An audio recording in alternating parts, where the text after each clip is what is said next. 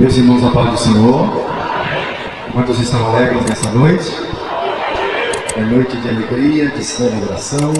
O tema que foi proposto está no Salmo 51 e o versículo de número 10. Quero convidar os amados irmãos e irmãs para lermos a palavra do Senhor neste texto, que é o texto tema desta festa abençoada.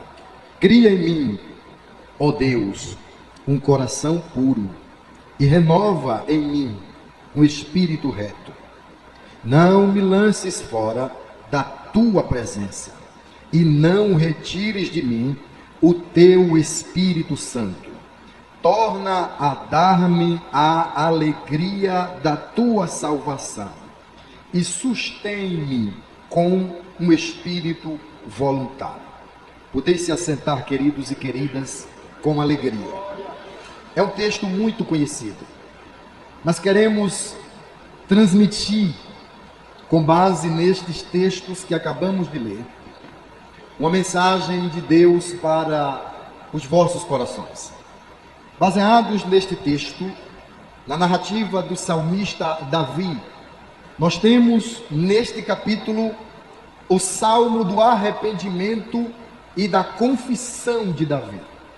É o salmo famoso, salmo da confissão, que demonstra a experiência de arrependimento do rei, do salmista Davi, depois de ter consumado o ato pecaminoso de adultério. Depois do pecado cometido, o salmista, ele expressa neste capítulo 51 os efeitos colaterais do pecado que ele cometeu, a dor do pecado que ele cometeu, porque o pecado em si é uma consequência desastrosa de dor, de lamento, de tristeza, e nós encontramos aqui, através das palavras expressas em tom de poesia, o coração de um homem justo, de um crente, de um servo de Deus, que acabara de cometer um delito, um pecado, uma transgressão. E o exemplo que ele nos deixou neste capítulo, através da inspiração do Espírito Santo, nos traz o exemplo de uma pessoa arrependida e completamente decidida a voltar atrás em relação ao que havia cometido. Nós temos neste capítulo, com base no comentário do rodapé da Bíblia de Estudo Explicada, uma das melhores versões em português, chega a dizer, a mencionar que este salmo é o salmo do arrependimento segundo Deus, ou segundo a vontade de Deus. Ou seja, é o salmo que descreve um arrependimento segundo a vontade de Deus, porque até na hora do arrependimento, até na hora do fracasso, até na hora da queda, até na hora do pecado já consumado, Deus tem uma vontade, Deus tem uma expectativa. E em relação a essa expectativa de Deus para com Davi, aqui nós encontramos exatamente a integridade, a plenitude de uma reação que atendeu, que preencheu todas as expectativas de Deus em relação a ele, depois do pecado cometido. Porque aqui nós encontramos, além do exemplo de arrependimento, a revelação de um crente sensato, que compreendeu na íntegra o que havia cometido, que reconheceu na íntegra a culpa, a iniquidade, o cometimento do seu pecado, o peso do que ele cometeu, as consequências que vieram sobre ele, os efeitos espirituais trágicos que lhe trouxeram toda essa depressão emocional. Porque Davi, ele entra em um estado de silêncio depressivo. Olha para cá. É o que acontece com muitas pessoas. elas passam por um período de longo ou de curto ou de médio prazo, onde cometem um delito ou mais de um delito, ou um delito por mais de uma vez, e entram em um estado de depressão, de tristeza, de vazio, por causa do pecado que está cometendo. E dentro desse pecado existe um silêncio que machuca por dentro, que atinge a comunhão, que afasta a presença do Espírito Santo. E é aqui que nós encontramos o salmista Davi exemplificando este fato, esta realidade que não se limita só a ele, ao salmista Davi, mas a todos nós que estamos aqui e que por algum momento já tivemos uma experiência como ou semelhante a esta, experiência de queda, de crise, de altos e baixos espirituais, momentos em que falhamos, pecamos, transgredimos e sentimos a dor da nossa transgressão, e sentimos a dor do nosso pecado. Isso não é nada mais e nada menos do que uma reação comum, normal, natural, de alguém que tem temor no coração, temor a Deus, medo de pecar contra Deus, a preocupação em não transgredir. A reação não pode ser outra além desta, a reação de arrepender-se, de entristecer-se e de entrar em um estado de depreciação. E foi exatamente essa experiência que foi vivenciada por Davi. Alguns costumam tentar especular por quanto tempo Davi ficou entre o pecado cometido e a confissão pública do seu pecado. A partir do momento que ele peca, e do seu pecado até o profeta revelar este pecado, nós não podemos afirmar por quanto tempo Davi ficou em silêncio. Mas a Bíblia diz que ele silenciou. Ninguém sabia o que ele havia cometido, porque o pecado de imoralidade nunca será público, sempre será sigiloso, sempre será às escondidas, sempre será no oculto.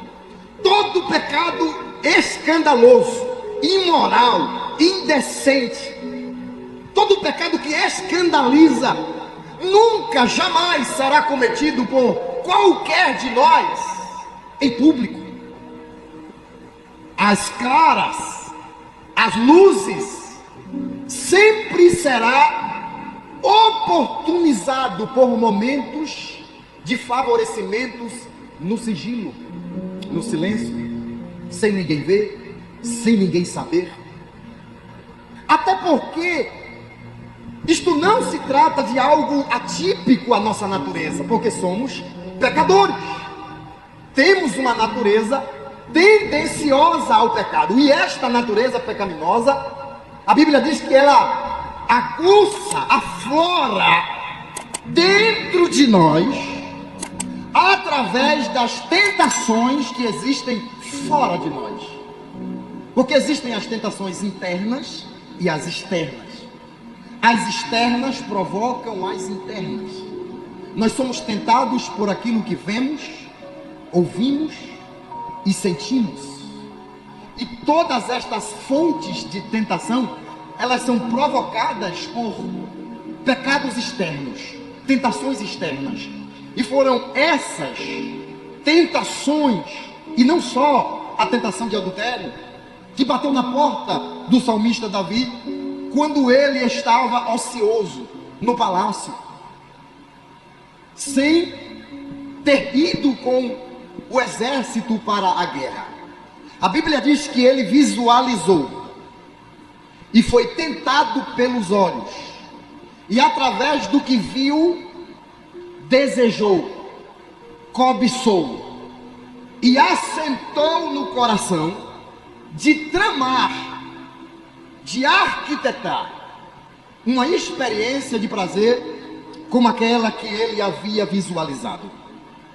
a mulher de um homem que era seu amigo, ele tinha todos os motivos para não cometer o que cometeu.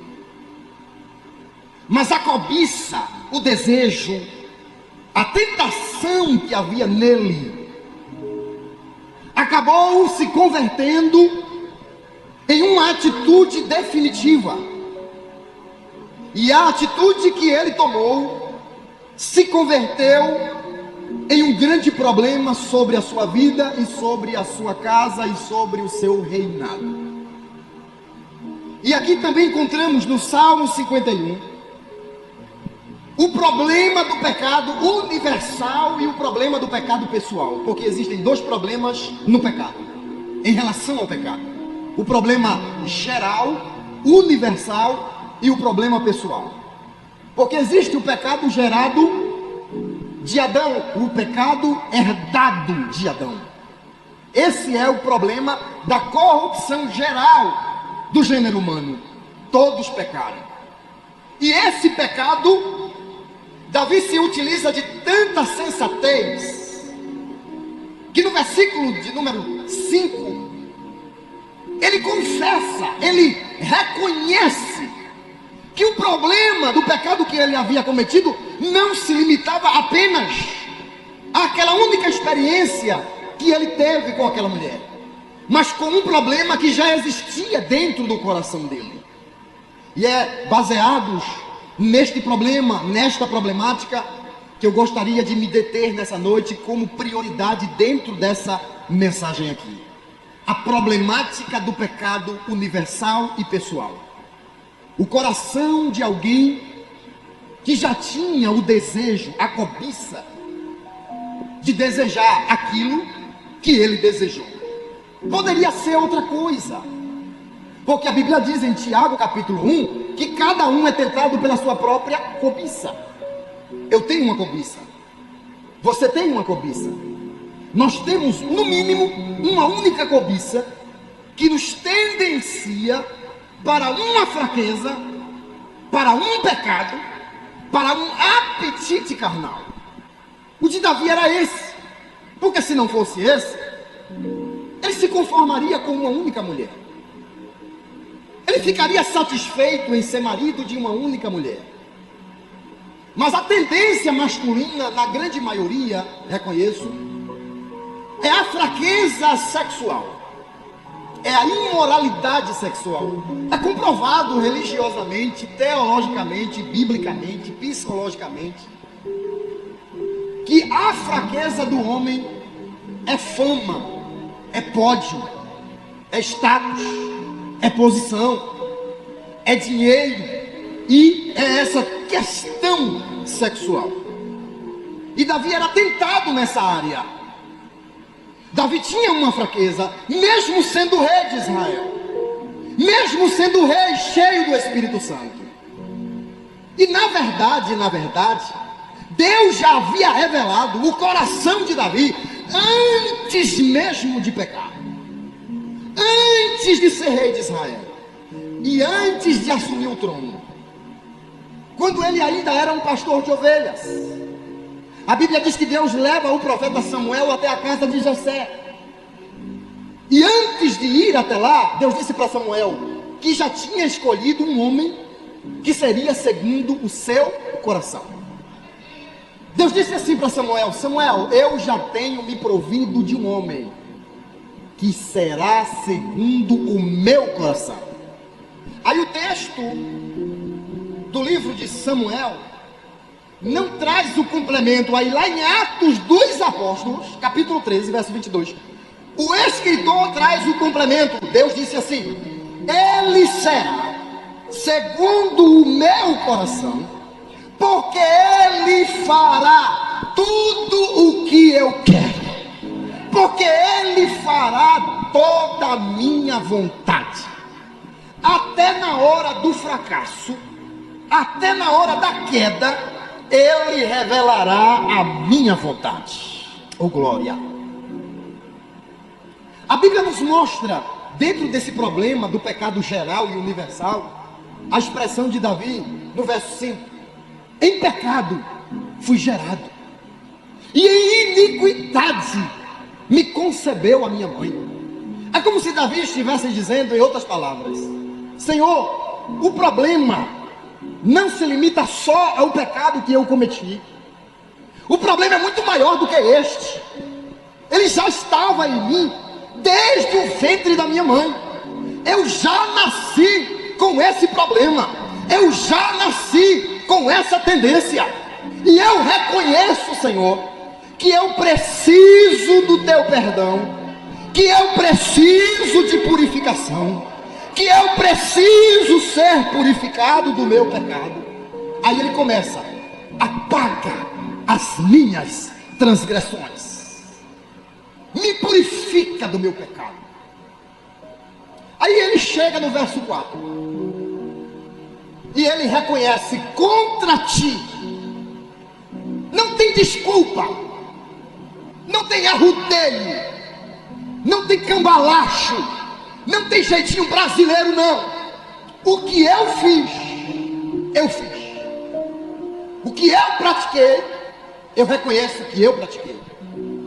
E o que eu fiz, olha a sensatez de Davi. O que eu fiz aos teus olhos, diga assim comigo: aos teus olhos. Aos teus olhos. O que é isso, evangelista? O que foi que Davi estava dizendo para nós? O que eu fiz aos teus olhos, não foi aos olhos da igreja, não foi aos olhos do pastor, não foi aos olhos do meu irmão, foi aos olhos dele, foi aos olhos de Deus. Davi está dizendo: foi diante de ti, foi diante dos teus olhos, foi na tua vista. Tu vistes, tu sabes, não há como negar, não há como omitir, não há como esconder, não há como ocultar. O que eu fiz aos teus olhos foi muito mal. A expressão "o que eu fiz aos teus olhos foi muito mal" é Davi dizendo: eu sei que o que eu cometi foi muito sério, foi muito grave. Eu te magoei, eu te entristeci, eu te atingi, eu te desagradei. O que eu fiz foi mal, foi trágico. Me perdoa, lava-me da minha iniquidade, limpa-me com esopo e ficarei limpo. Lava-me e ficarei mais alvo que a neve. Aleluia. Não escondes a tua face dos meus pecados. Versículo 9. Aí aqui nós encontramos o exemplo de um homem que temia quebrar o ritmo de santificação, de quebrar o ritmo da santidade contínua, porque Davi era cheio do Espírito Santo, Davi era sensível. Enquanto Davi era um guerreiro bravo, soldado valente, destemido, corajoso, aguerrido, rei de uma nação, homem de guerras, homem de posição, homem de status na nação de Israel, era ao mesmo tempo um crente quebrantado. Ou seja, o poder de Davi não subia para sua cabeça. O trono de Davi não se tornou uma vaidade dentro do seu coração. A simplicidade dele enquanto pastor de ovelhas, enquanto não tinha nada no pasto, permaneceu a mesma, do pasto para o trono, do pasto para o reinado de Israel, do pasto para o governo de Israel. O mesmo Davizinho, humilde, simples, sensível, foi o mesmo Davi que reconheceu que acabara de perder o seu maior patrimônio, Eu não vou usar a palavra patrimônio para não ser pesado na minha aplicação. Eu vou dizer aquilo que de mais precioso ele tinha. Não era o reinado, não era a riqueza, não eram as mulheres, era a presença do Espírito Santo que estava sobre ele e que havia vindo sobre ele no dia em que ele havia sido ungido pelo profeta Samuel, quando a Bíblia diz que o Espírito do Senhor se apoderou de Davi. Quem pode glorificar a Deus nesta noite? Desde aquele momento até a experiência do pecado, que foi muito bom para ele na hora que ele cometeu, durante o cometimento do pecado, mas assim que terminou, irmão, o peso, a dor, a tristeza, o lamento, o arrependimento que Davi sobreveio sobre ele foi tão grande, foi tão profundo, que eu posso acreditar que o que ele tinha de melhor não era mais importante e significante para ele. A Bíblia diz que ele deixa de se alimentar, que ele deixa de usufruir dos bens do palácio. E por que não acreditar? Porque segundo o capítulo 42, depois da fuga, ele sai de Jerusalém e vai para o deserto. Aí a Bíblia diz que ele entra em um estado ainda mais profundo de lamento e começa a se queixar da ausência dele no templo, e começa a expressar uma poesia dizendo que ele sentia saudades do santuário, saudades da cidade de Jerusalém e de tudo aquilo que ele usufruía lá. Por consequência do seu pecado, Davi perdeu a paz, a prosperidade do palácio. E depois de tudo isso, nós aprendemos como lidar com o pecado que já cometemos. Porque Deus, ele tem um plano A e um plano B. O plano A é não pecarmos. Deus não deseja que nenhum de nós pequemos diante dele. A vontade de Deus é que não pequemos. Apesar de sermos pecadores, falhos, a vontade de Deus é que nós não pequemos. Porque esta é a vontade de Deus, a nossa santificação. 1 Tessalonicenses capítulo 4, versículo 1. Porque assim convém andar e agradar a Deus. Versículo 2. Porque esta é a vontade de Deus, pois Ele nos deu o seu Espírito Santo. Esse é o plano A de Deus. A Bíblia diz: meus filhinhos, estas coisas vos escrevo para que não pequeis. Essas coisas vos escrevo para não pecardes. Porém, contudo, se vieres a pecar, não desvie. Tu tens um advogado. Não coloque a culpa na sua fraqueza, na sua queda, no seu delito, para se afastar ainda mais, se ausentar ainda mais, dizer que não vai mais continuar na presença de Deus, que não vai mais continuar presente na casa de Deus, que não vai mais permanecer na caminhada, porque isso não é desculpa justificativa para você quando pecar. A Bíblia diz: não peque, mas se pecar, tu tens um advogado para te absolver do teu pecado. Oh glória, aleluia. Mas o plano B é de reagir ao pecado como Davi reagiu. E como ele reagiu? Eu já encerro. Com a necessidade demonstrada de sentir a dor do pecado. Davi demonstra o que sentiu em cada palavra que ele cita no capítulo 51. Quando ele chega no versículo 10, ele diz o seguinte: cria em mim, ó Deus, um coração puro.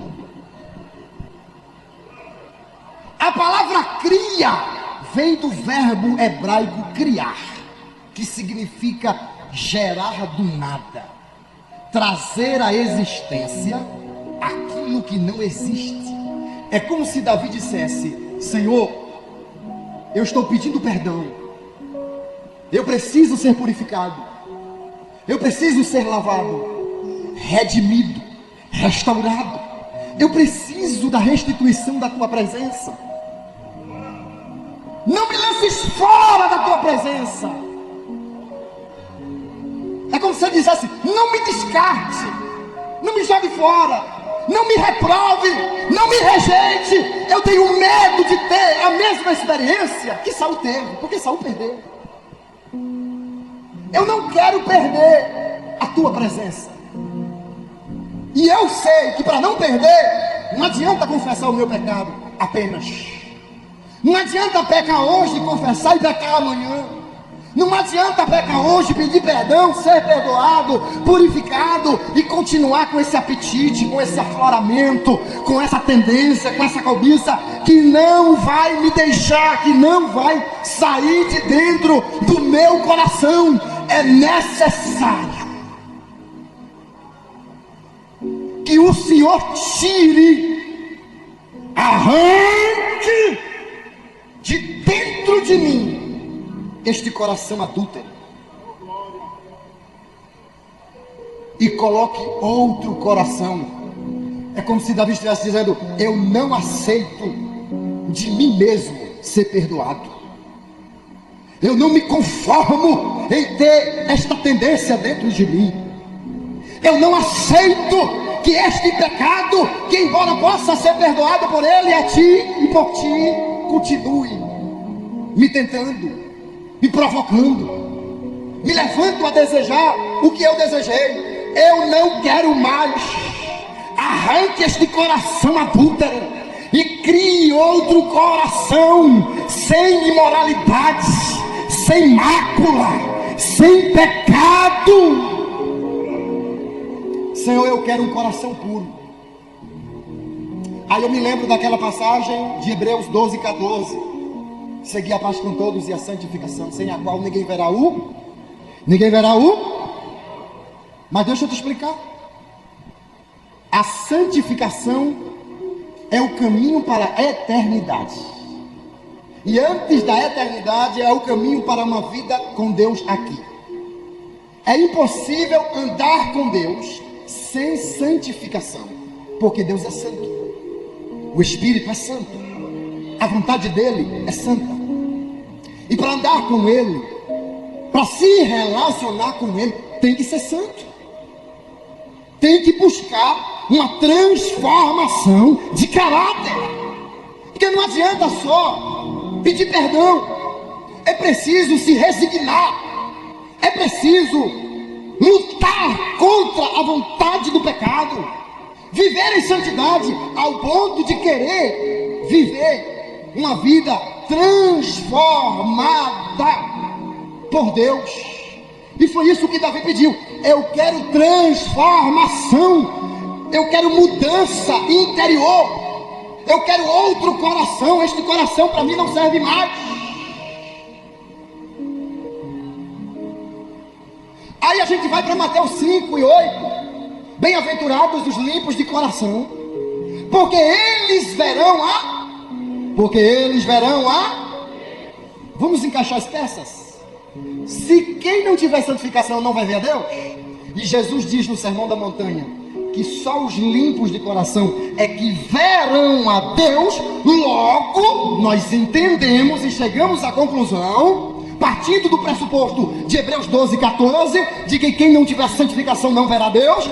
Isto significa que santificação é o quê? É um coração. A igreja está comigo? Santificação é o quê? É o que Jesus diz lá em Mateus 5 e 8. Bem-aventurados os limpos de... Santidade é o quê? É limpos de...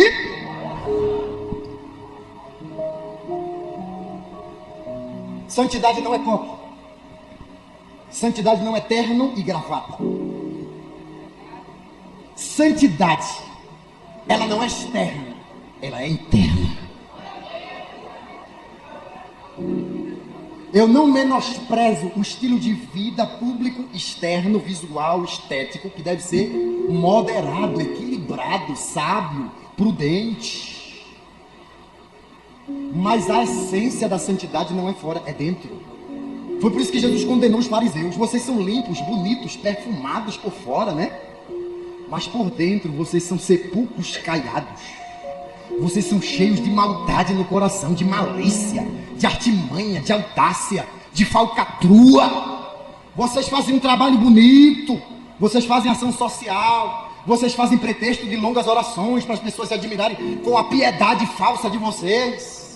Mas por dentro só Deus sabe como vocês são. Só Deus sabe quem vocês são. Então, santidade é coração puro, é coração limpo, é coração de criança, é coração desprovido de maldade.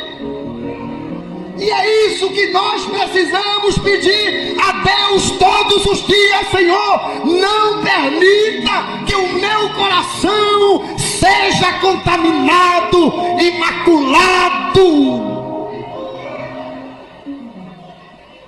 Porque o meu coração e o teu se suja, se contamina. Mas o segredo é não permitir que a sujeira permaneça. Porque se a sujeira permanecer, como não permaneceu no coração de Davi, porque ele se arrependeu, é uma sujeira que aos poucos vai causando suicídio espiritual. Vai tirando a espiritualidade, vai tirando a sensibilidade, vai tirando a vontade de buscar a Deus, vai tirando a vontade de estar na presença de Deus, de sentir a presença de Deus, de orar a Deus. Tudo isso é consequência de alguém que pode aceitar o pecado que está cometendo e a mancha que está vindo sobre o seu coração. É aos poucos. Não é de uma vez. É por isso que nós temos que confessar e abandonar. A Bíblia diz que aquele que encobre os seus pecados não prosperará, mas aquele que confessa e deixa alcançará misericórdia. Quantos entendem isto? Por favor, levante a mão. Quem pode glorificar ao Senhor nesta noite?